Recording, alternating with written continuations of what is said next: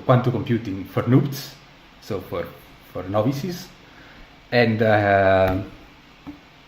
so let's begin with me lecturing you about quantum mechanics and how it works, this fascinating world of microscopic particles and physics. There is something that has to be said about quantum mechanics, that Feynman used to say that if you understand quantum mechanics, then you don't understand quantum mechanics. There is a link to a lecture where it fundamentally say that, and the reason why people don't understand quantum mechanics is because professors do not understand quantum mechanics. So 20-year-old me was very eager to go into the challenge. Maybe I hurt myself, but we will see if I will manage to talk to you about quantum mechanics. So to do so, we start with a simple game of head and tails. And we stay here in the classical world. Classical head and tails, you take your coin and flip it over. Feel free to do it on your own time. And of course, we consider no cheating, because otherwise it will be more complicated with the numbers. And let's do a no cheating. So when you flip an head of tails, you have 50-50% of doing either head or tails. And so this is the probability of having a head or a tail is 50%. So when you flip two coins, what happens now?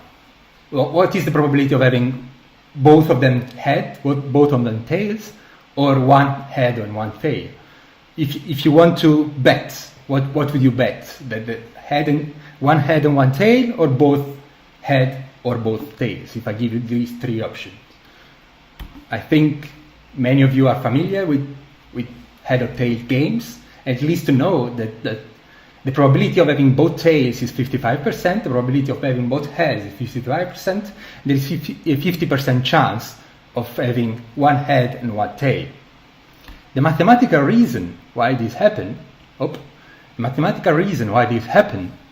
is because there are four things that can happen in general.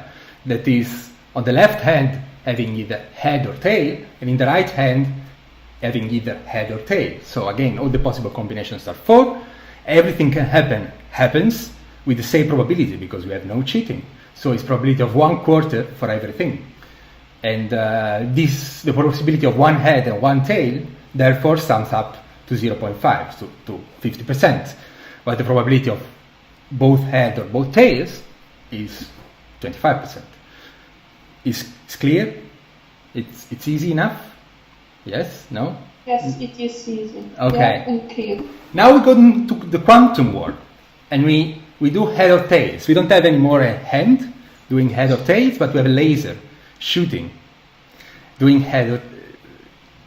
building up a quantum coin that can be head or tails.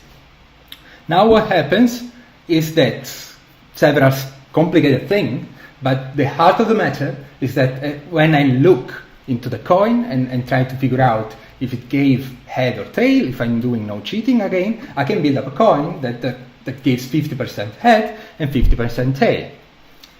And that's perfectly fine, analogous to the normal case. But now, what happens if I throw two coins at the same time, quantum coins at the same time, in the same space, with two particles, two beams of lasers? That can be several things, but let's focus on the idea of quantum coins both being flipped. And what happens is definitely not trivial, because what happens depends on the type of particles that we are dealing with, and depends on several complicated stuff that can be explained physically, but also mathematically. And we will see a little bit more of mathematics than physics now, because it gets easier to go where I'm heading. But there is a physical reason why,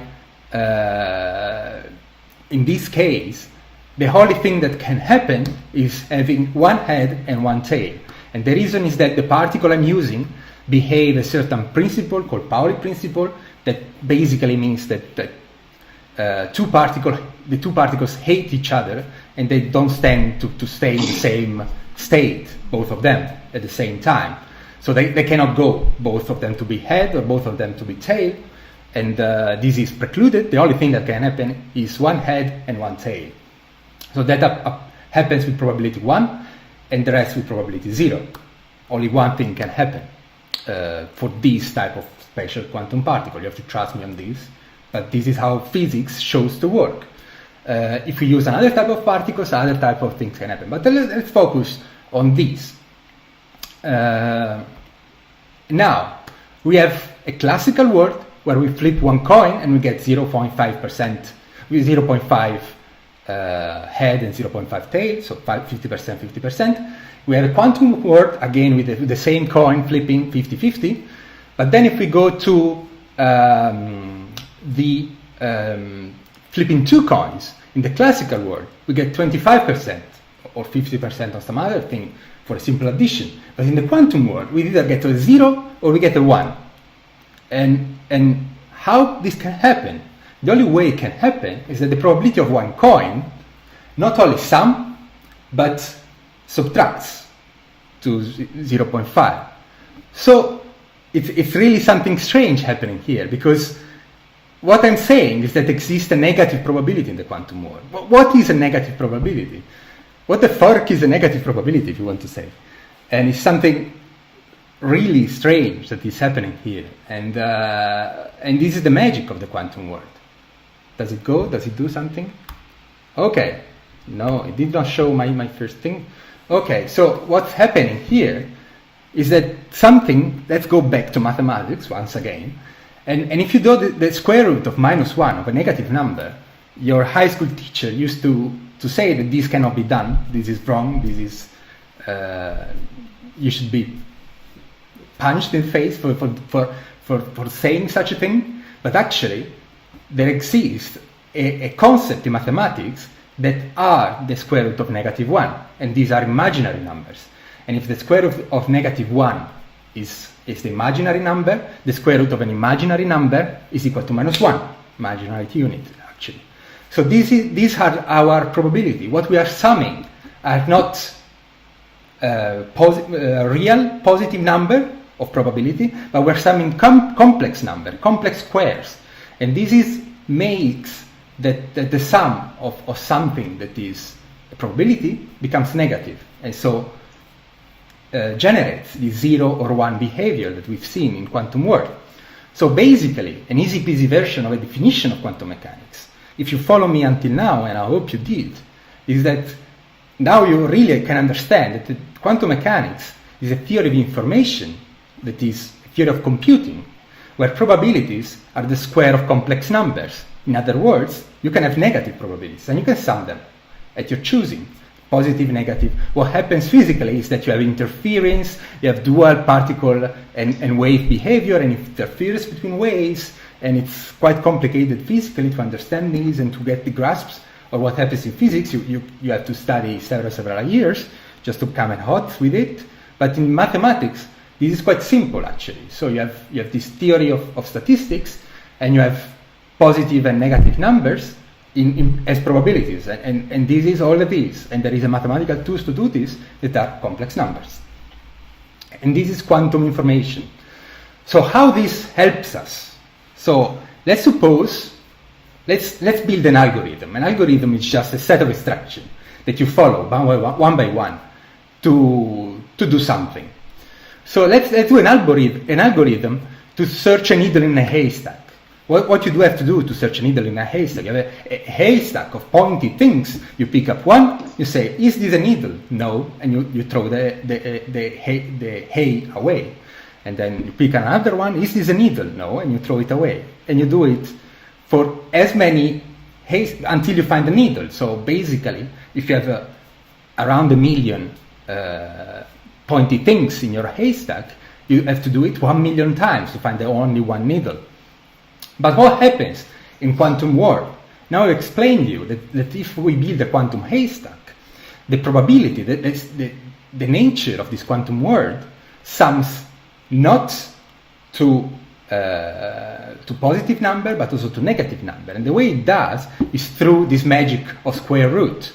So the sum of this state of sum of a number n of pointy things will have a square root there as a norm, is called in fancy words, but basically as a measure of how many times you have to do it.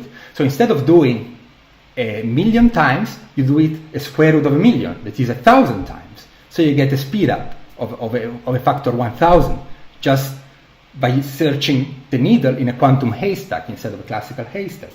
So the advantage is enormous. It's more or less clear here, because this is super powerful point. I don't see you excited, but okay. I didn't think you could see me. Yeah, I can see you.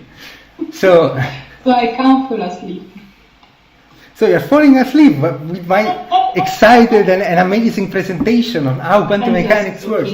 I'm turning your world upside down in 15 minutes and you're asleep. Okay. So, I'm just joking. So, I told you in mathematics how we do it, and hopefully you understood, and now you are expert in mathematics of quantum information. But in practice, how do we do it? There are several ways to do it. I'm not going through all of them because this is where the difficult physics comes in. How do you build it with photons, with electrons, with bosons, with braiding things in a many-body fashion, topological, very complicated physical stuff. But in practice, we want to build these quantum states that are so powerful. And the way we do it is always complicated. It cannot be simple, because quantum system want to couple with everything that's around us, and when they couple it, then they destroy their quantumness, let's say.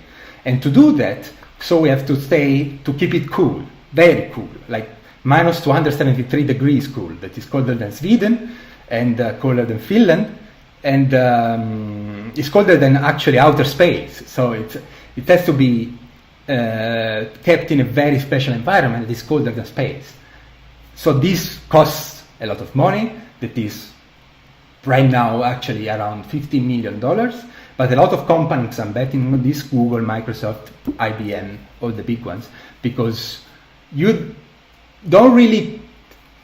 can put bring the price down a little bit, but you don't expect it to be an exponential price down like for computers. Like for personal computer, it would be very difficult to have a personal quantum computers.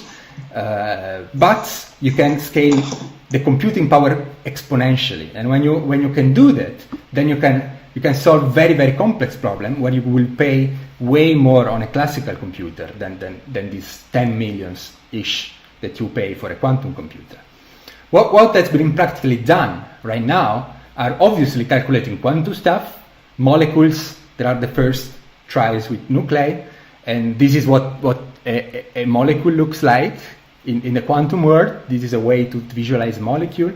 It's a hydrogen molecule. It's the most simple molecule you can make, and it's already pretty complicated. But with quantum computers, of course, they are quantum, so they can simulate quantum stuff very efficiently. So this was the original reason why researchers were interested into delving into quantum computers. But there is also another reason to do that, is that you solve a very, very important problem. It is the minimum finding problem.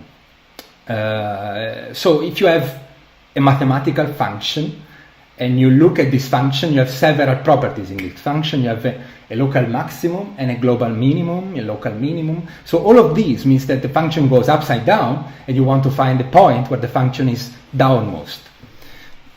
There is a way to connecting these to real problems, to real life problems. The biggest thing that is being achieved right now is to train a machine learning. We have seen last week how AI work, artificial intelligence works. Surui gave a webinar's presentation about this, and they trained an artificial intelligence with quantum computing to find the Higgs boson inside of CERN data. Now, this is not small feat, because CERN data are huge, are 200 petabytes of data. It's I don't know how can I explain it, but it's like 200,000 computers of today. It's huge. It's the biggest database we have, and the biggest database there is on Earth.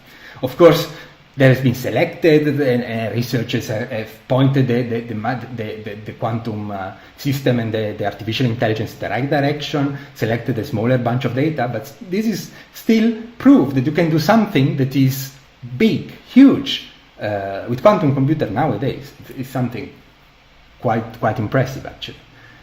And the point is that these minimal finding problems are not only this stuff that researchers like, finding Higgs boson, training machine learning, but most of practical problems can be translated into minimum finding problems. So I think I've ended my time. I said what I wanted to say. Thank you very much for listening. I hope some of these have been clear and exciting for you, as it is for me. Okay?